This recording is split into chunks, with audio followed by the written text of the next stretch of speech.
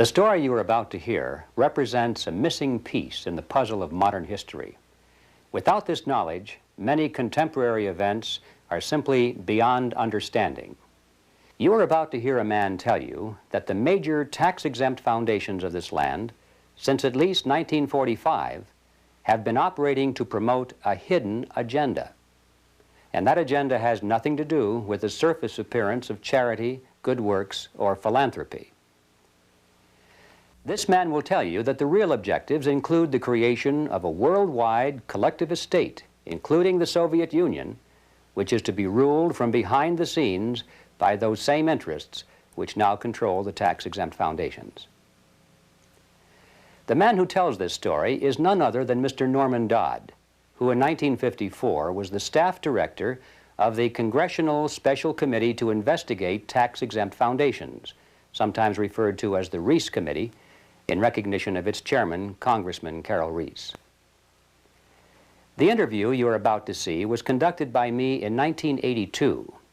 I had no immediate use for the material at that time, but I realized that Mr. Dodd's story was of extreme importance, and since he was advanced in age and not in good health, I simply wanted to capture his recollections on videotape while he was still with us. It was a wise decision because Mr. Dodd did pass away just a short time afterward. In recent months, there has been a resurgence of interest in the substance of Mr. Dodd's story, and we have decided to make it available to the general public. And so what now follows is the full, unedited interview, broken occasionally only for a tape change or to omit the sound of a passing airplane. It stands on its own as an important piece in the puzzle of modern history. Mr. Dodd, let's begin this interview by a brief statement for the record, telling us who you are, what your background is, and your qualifications to speak on this subject. Well, Mr. Griffin, as for who I am just, as the name implies, an individual born in New Jersey and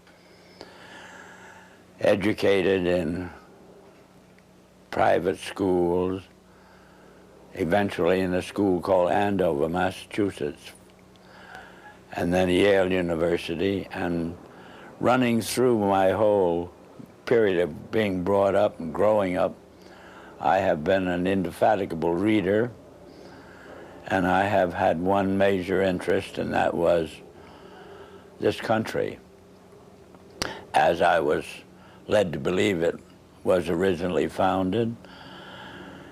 And I entered the world of business knowing absolutely nothing about how that world operated, and realized that the only way to find out what that world was consisted of would be to become part of it. And I then acquired some experience in the manufacturing world, and then in the world of international communication, and finally chose banking as the field I wished to devote my life to. And I was fortunate enough to secure a position in one of the important banks in New York, and lived there. I lived through the conditions which led up to what is known as the crash of 1929, and I witnessed what is tantamount to a collapse of the structure of the United States as a whole. And much to my surprise, I was confronted by my superiors with in the middle of the panic in which they were immersed, I was confronted with the question, Norm, what do we do now? I was 30 at the time, and I had no more right to have an answer to that question than the man in the moon. However, I did manage to say to my superiors, gentlemen, you take this experience as proof of something that you do not know about banking. And you better go find out what that something is and act accordingly. 4 days later, I was confronted by the same superiors with a statement to the effect that, Norm, you go find out. And I really was fool enough to accept that assignment, because it meant that you were going out to search for something and nobody could tell you what you were looking for. But I felt so strongly on the subject that I consented to. I was relieved of all normal duties inside the bank. And 2.5 years later, I felt that it was possible to report back to those who had given me this assignment. And so I rendered such a report. And as a result of the report I rendered, I was told the following: Norm, what you're saying is we should return to sound banking. And I said, yes, in essence, that's exactly what I'm saying. Whereupon I got my first shock, which was a statement from them to this effect: we will never see sound banking in the United States again. And they cited chapter and verse to support that statement. And what they cited was as follows: since the end of World War I, we have been responsible for what they call the institutionalizing of conflicting interests. And they are so prevalent inside this country that they can never be resolved. This came to me as an extraordinary shock, because the men who made the statement were men who were deemed as the most prominent bankers in the country.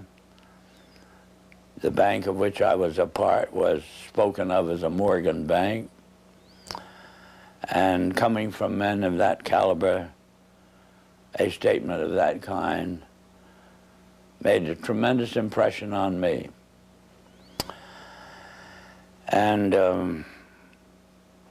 the type of impression that it made on me was, I wondered if I, as an individual and it's what they call a junior officer of the bank, could, with the same enthusiasm, foster the progress and the policies of the bank.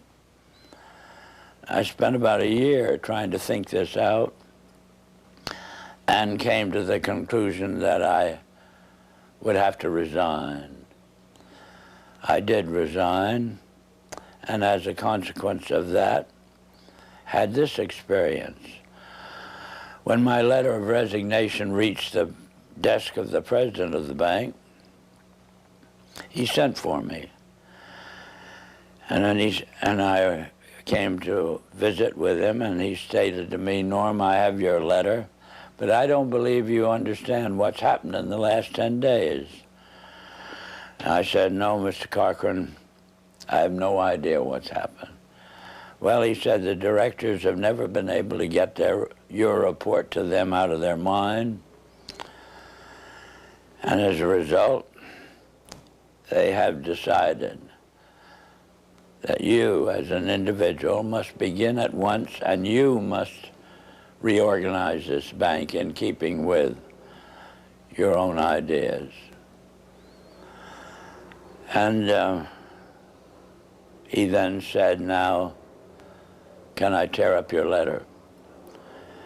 And inasmuch as what had been said to me was offering me, at the age of, by then, 33, about as fine an opportunity for service to the country as I could imagine, I said yes. And they said they wished me to begin at once. And I did, and suddenly, in the span of about 6 weeks, I was not permitted to do another piece of work. And every time I brought the subject up, I was kind of patted on the back and said, and told, stop worrying about it, Norm. Pretty soon you'll be a vice president, and then you will have quite a handsome salary and ultimately be able to retire on a very worthwhile pension. In the meantime, you can play golf and tennis to your heart's content on weekends. Well, Mr. Griffin, I found I couldn't do it. I spent a year with figuratively with my feet on the desk doing nothing, and I just couldn't adjust to it. So I did resign. And this time, my resignation stuck, and then I got my second shock, which was the discovery that the doors of every bank in the United States were closed to me, and I never could get a job, as it were, in a bank. So I found myself, for the first time since I'd graduated from college, out of a job. And from there on, I followed various branches of the financial world, ranging from investment counsel to membership of the stock exchange, and finally ended up as an advisor to a few individuals who had capital funds to look after. In the meantime, my major interest became very specific, which was to endeavor, by some means, of getting the educational world to actually, you might say, teach the subject of economics realistically and move it away from the support of various speculative activities that characterize our country. And I have had that interest, and you know how as you generate a specific interest, you find yourself gravitating toward persons with similar interests. And ultimately, I found myself kind of the center of the world of dissatisfaction with the direction that this country was headed. And that's on one direction, and the same way I found myself in contact with many individuals who, on their own, had done a vast amount of studying and research in areas which were part of the problem. And well, Mr. Dodd, if I may interrupt here for a second, at what point in your career did you become connected with the Reece Committee? 1953. 1953. Yeah. And what was that capacity, sir? That was the capacity of what they call Director of Research for the Reece Committee. Can you tell us what the Reece Committee was attempting to do? Yes, I can tell you. It was operating and carrying out instructions embodied in a resolution passed by the House of Representatives, which was to investigate the activities of foundations as to whether or not these activities could justifiably be labeled un-American without, I might say, defining what they meant by un-American. But that was the resolution, and the committee had then the task of selecting a council, and the council in turn had the task of selecting a staff, and he had to have somebody who would direct the work of that staff. And that was what they meant by the Director of Research. What were some of the details, the specifics that you told the committee at that time? Well, Mr. Griffin, in that report, I specifically, number one, defined what was, to us, what was meant by the phrase un-American. And we defined that in our way as being a determination to effect changes in the country by unconstitutional means. We have plenty of constitutional procedures, assuming that we wish to effect a change in the form of government or that sort of thing. And therefore, any effort in that direction which did not avail itself of the procedures which were authorized by the Constitution could be justifiably called un-American. That was the start of educating them up to that particular point.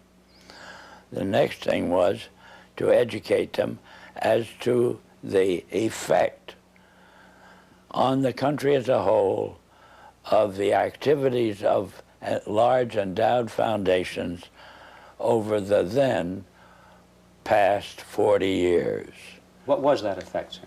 That effect was to orient our educational system away from support of the principles embodied in the Declaration of Independence and implemented in the Constitution, and educated them over to the idea that the task now was, as a result of the orientation of education, to away from these briefly stated principles and self-evident truths. And that's what had been the effect of the wealth which constituted the endowments of those foundations that had been in existence over the largest portion of the span of 50 years, and holding them responsible for this change. And what we were able to bring forward was that what we had uncovered was the determination of these large endowed foundations through their trustees to actually get control over the content of American education. There's quite a bit of publicity given to your conversation with Rowan Gaither. Would you please tell us who he was and what was that conversation you had with him? Rowan Gaither was at that time president of the Ford Foundation. And Mr. Gaither had sent for me when I found it convenient to be in New York, asked me to call upon him at his office, which I did. And on arrival, after a few amenities, Mr. Gaither said, "Mr. Dodd, we've asked you to come up here today because we thought that possibly off the record you would tell us why the Congress is interested in the activities of foundations such as ourselves." And before I could think of how I would reply to that statement, Mr. Gaither then went on voluntarily and stated, he said, "Mr. Dodd, all of us that have a hand in the making of policies here have had experience either with the OSS during the war or the European Economic Administration after the war. We've had experience operating under directives, and these directives emanate and did emanate from the White House. Now we still operate under just such directives. Would you like to know what the substance of these directives is?" And I said, "Yes, Mr. Gaither, I'd like very much to know." Whereupon he made this statement to me, namely, "Mr. Dodd, we here operate on in response to similar directives, the substance of which is that we shall use our grant-making power so to alter life in the United States that it can be comfortably merged with the Soviet Union." Well, parenthetically, Mr. Griffin, I've nearly fell off the chair. I of course, didn't, but my response to Mr. Gaither then was, well, Mr. Gaither, I can now answer your first question. You forced the Congress of the United States to spend $150,000 to find out what you've just told me. So why don't you I said, of course, legally you're entitled to make grants for this purpose, but I don't think you're entitled to withhold that information from the people of the country to whom you're indebted for your tax exemption. So why don't you tell the people of the country that's what you've told me? And his answer was, we would not think of doing any such thing.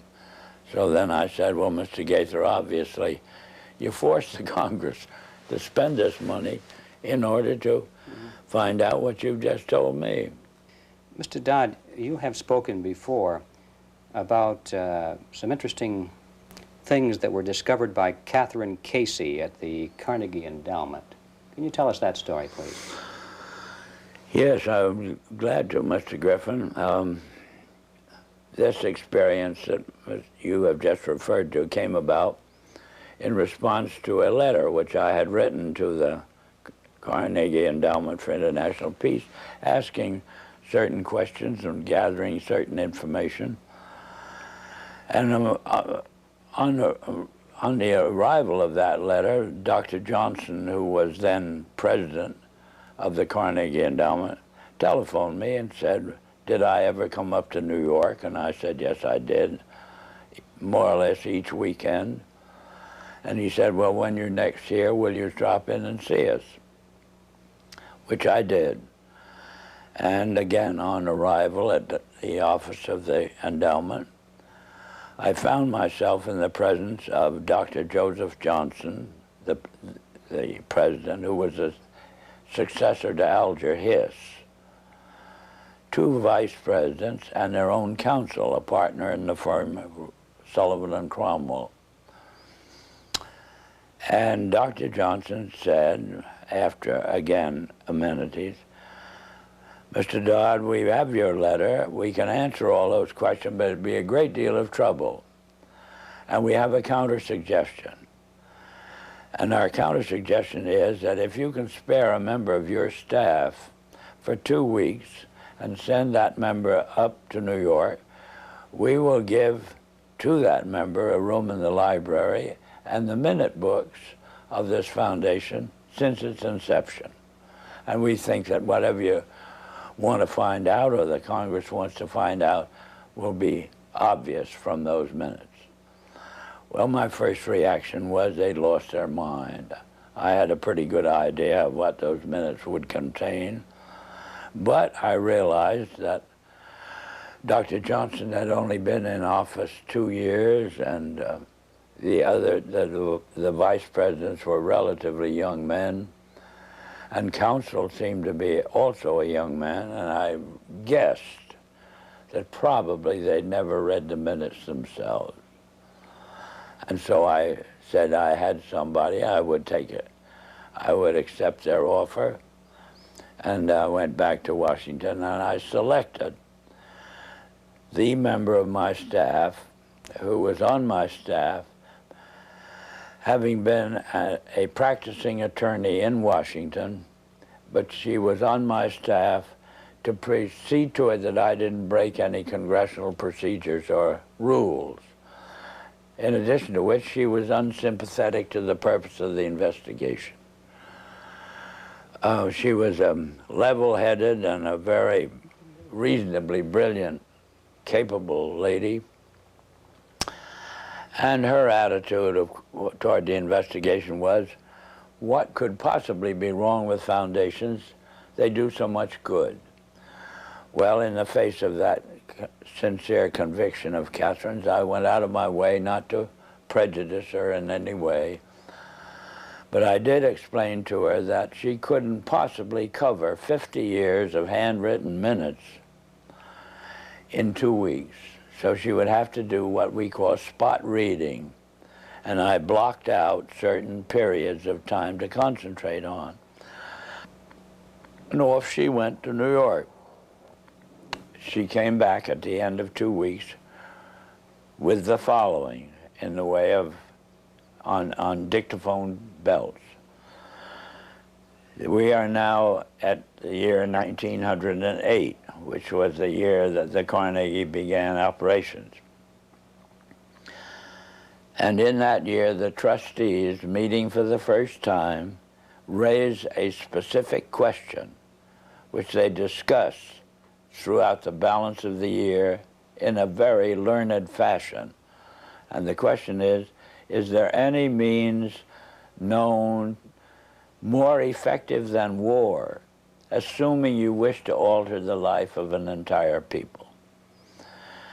And they conclude that no more effective means than war to that end is known to humanity. So then in 1909 they raised the second question and discussed it, namely, how do we involve the United States in a war? Well, I doubt at that time if there was any subject more removed from the thinking of most of the people of this country than its involvement in a war. There were intermittent shows in the Balkans, but I doubt very much if many people even knew where the Balkans was. Then finally, they answer that question as follows: we must control the State Department. And then that very naturally raises the question of how do we do that? And they answer it by saying we must take over and control the diplomatic machinery of this country. And finally they resolve to aim at that as an objective. Then time passes, and we are eventually in a war, which would have been World War I. And at that time, they record on their minutes a shocking report in which they dispatched to President Wilson a telegram cautioning him to see that the war does not end too quickly. And finally, of course, we are, the war is over. At that time, their interest shifts over to preventing what they call a reversion of life in the United States to what it was prior to 1914, when World War I broke out. And they arrive at that point, they come to the conclusion that to prevent a reversion, we must control education in the United States. And they realize that that's a pretty big task. So it's, to them, it is too big for them alone, so they approach the Rockefeller Foundation with the suggestion that that portion of education which could be considered domestic be handled by the Rockefeller Foundation, and that portion which is international should be handled by the endowment. And they then decide that the key to the success of these two operations lay in an alteration of the teaching of American history. So they approach 4 of the then most prominent teachers of American history in the country, people like Charles and Mary Bird, and their suggestion to them is, will they alter the manner in which they present this subject, and they get turned down flat. So they then decide that it is necessary for them to do, as they say, build our own stable of historians. And then they approach the Guggenheim Foundation, which specializes in fellowships, and say, when we find young men in the process of studying for doctorates in the field of American history, and we feel that they are the right caliber. Will you grant them fellowships on our say-so? And the answer is yes. So under that condition, eventually they assembled 20.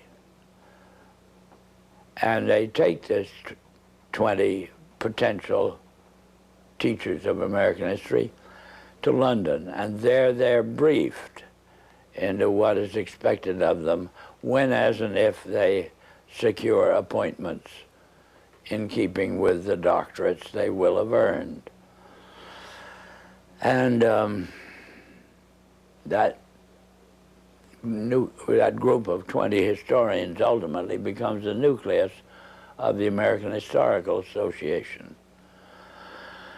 And then toward the end of the 1920s, the endowment grants to the American Historical Association $400,000 for a study of our history in a manner which points to what can this country be, can it look forward to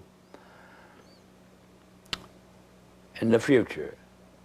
And that culminates in a 7-volume study, the last volume of which is, of course, in essence a summary of the contents of the other 6. And the essence of the last volume is the future of this country belongs to collectivism administered with characteristic American efficiency. That's the story that ultimately grew out of, and of course was what could have been presented by the members of this congressional committee to the Congress as a whole for just exactly what it said. But they never got to that point. This is the story that emerged from the minutes of the Carnegie Fund. That's right. The Carnegie Endowment That's Fund. right. And so... It was official to that extent. I see. And Catherine Casey brought all of these back in the form of dictated notes or verbatim readings of the minutes. On dictaphone belts. Are those in existence today? I don't know. But if they are, they're somewhere in the archives under the control of the Congress, House of Representatives. How many people actually heard those, or were they typed up transcripts made of them? How many people actually heard those recordings? Oh, 3 maybe. Myself, my top assistants, and Catherine. Yeah, I might tell you this experience as far as its impact on Catherine Casey was concerned was she never was able to return to her law practice. If it hadn't been for Carol Reece's ability to tuck her away on a job with the Federal Trade Commission, I don't know what would have happened to Catherine, but ultimately she lost her mind as a result of it. Terrible shock to her. It's a very rough experience to encounter proof of these kinds. Mr. Dodd, what kind, well, can you summarize the opposition to the committee, the Reece Committee, and particularly the efforts to sabotage the committee? Well, they began right at the start of the work of an operating staff, Mr. Griffin, and it began on the day in which the committee met for the purpose of consenting to or confirming my appointment to the position of Director of Research. Thanks to the abstention of the minority members of the committee, that is the 2 Democratic members, from voting, why technically I was unanimously appointed. And well, wasn't the White House involved in opposition to the committee? Well, not at this particular point, sir. Mr. Reece ordered counsel and myself to visit Wayne Hayes. And Wayne Hayes was the ranking minority member of the committee as a Democrat. So counsel and I had to go down to Mr. Hayes' office, which we did. Mr. Hayes greeted us with the flat statement directed primarily to me, which was that I am opposed to this investigation. I regard it as nothing but an effort on the part of Carol Reece to gain a little prominence, and so I'll do everything I can to see that it fails. Well, I am kind of a strange personality in the sense that a challenge of that nature interests me. Our counsel withdrew. He went over and sat on a couch on Mr. Reece's office and pouted.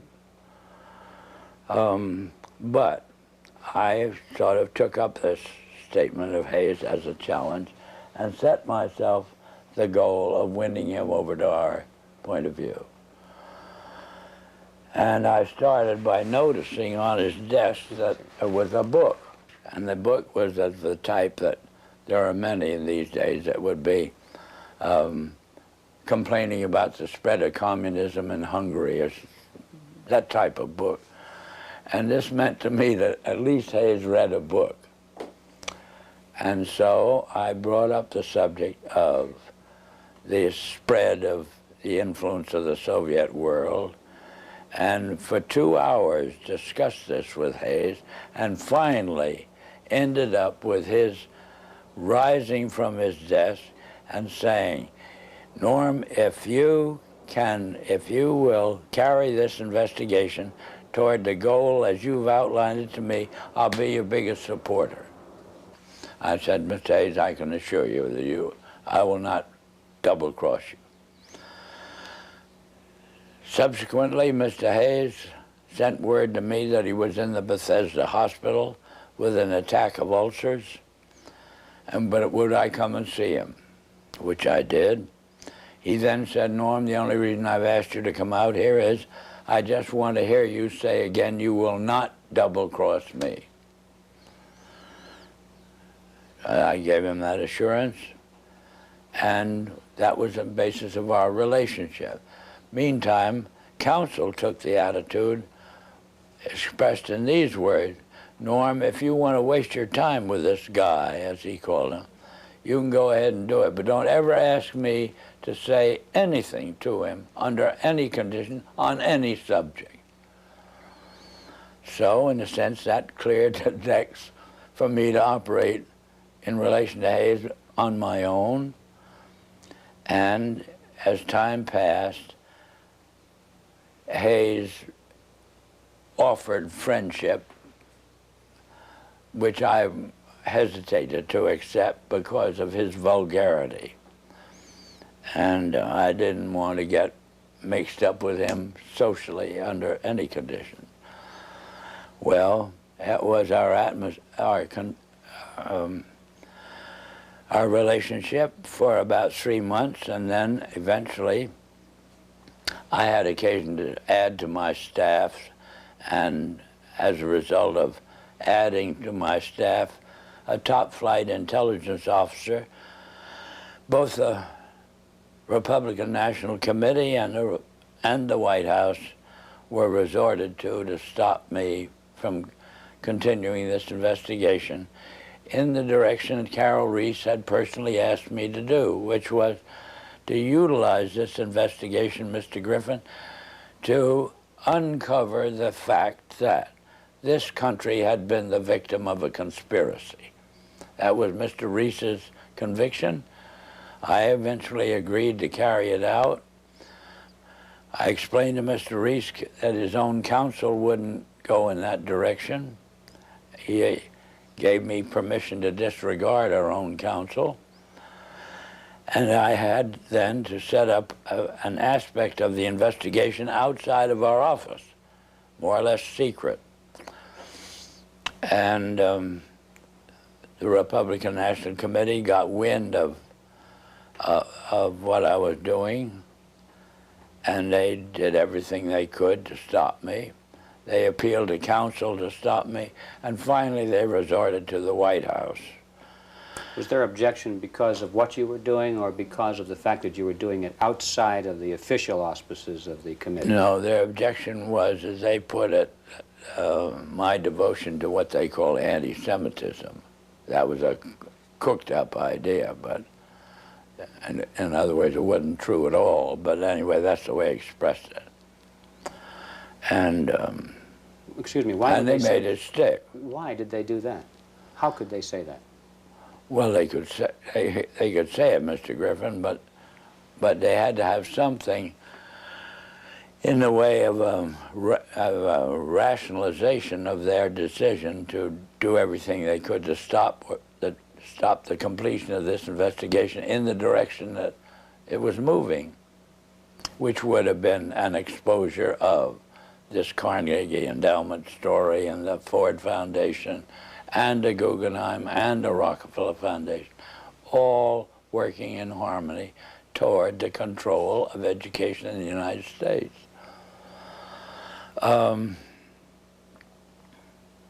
Well, in any event, to secure the help of the White House in the picture, they assigned, they got the White House to cause the liaison personality between the White House and the Hill, a major person, to go up to Hayes and try to get him to, as it were, actively oppose what the investigation was engaged in. And Hayes very kindly then would listen to this visit from Major Person. Then he would call me and say, "Norm, come up to my office. I have a good deal to tell you." I would go up. He'd tell me, "I've just had a visit from Major Person, and he wants me to break up this investigation." So I then say, "Well, Wayne, what did you do? What did you say to him?" He said, "I just told him to get the hell out." And he did that 3 times, and I got pretty proud of him in the sense that he was, as it were, backing me up. And we finally embarked upon hearings at Hayes' request because he wanted to get them out of the way before he went abroad in the summer. And but why were the hearings finally terminated? What happened to the committee? What happened to the committee or the hearings? Or the hearings. The hearings. Oh, the hearings were terminated. Carol Reece was up against such a furor as Hayes, through the activity of our own counsel. Hayes became convinced that he was being double-crossed, and he put on a show in a public hearing room, Mr. Griffin, that was an absolute disgrace. And he called Carol Reece publicly every name in the book, and Mr. Reece took this as proof that he couldn't continue the hearings.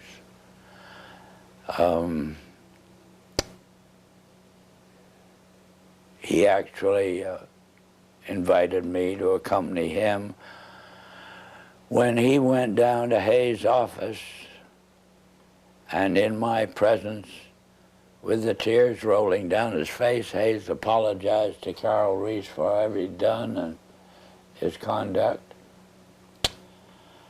and apologized to me. And I thought that would be enough and Carol would resume.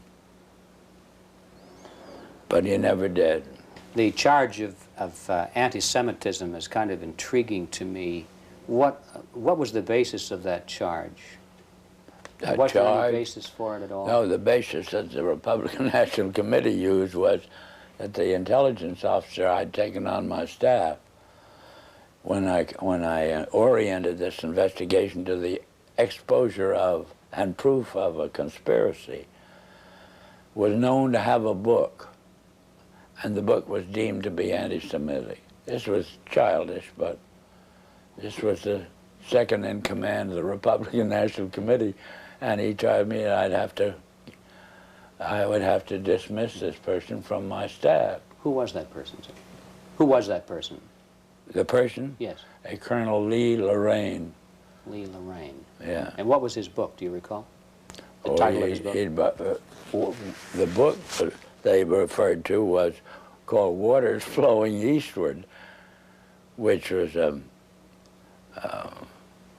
very castigation of the Jewish influence in the world. What were some of the other charges made by Mr. Hayes against Mr. Reece? Oh, just that Mr. Reece was utilizing this investigation for his own prominence inside the House of Representatives. That was the only charge Hayes could think of. How would you describe the motivation of the people who created the foundations, the big foundations in the very beginning? What is, or what was their motivation? Their motivation, well, let's take Mr. Carnegie as an example. His publicly declared and steadfast interest was to counteract the departure of the colonies from Great Britain. He was devoted to just putting the pieces back together again. Would that have required the collectivism that they were dedicated to? No. These policies or the foundation's allegiance to these un-American concepts are all traceable to the transfer of the funds over into the hands of trustees, Mr. Griffin. Not to men who had a hand in the creation of the wealth that led to the endowment of, or as a use of that wealth for what we would call public purposes. It was a subversion of the original intent then. Oh, yeah, completely so. And that we got into the world traditionally of bankers and lawyers. How do you see that the purpose and direction of the major foundations has changed over the years to the present? What is it today? Whole 100% behind meeting the cost of education such as it is presented through the schools and colleges of the United States on the subject of our history has proven our original ideas to be no longer practical. The future belongs to a collectivistic concept, and there's just no disagreement on this. Why do the foundations generously support communist causes in the United States? Well, because to them, what communism represents a means of developing what we call a monopoly. That is, the organization, we'll say, of large-scale industry into an administrable unit. Do they think that they will be one of the administrators? They will be the beneficiaries of it, yes.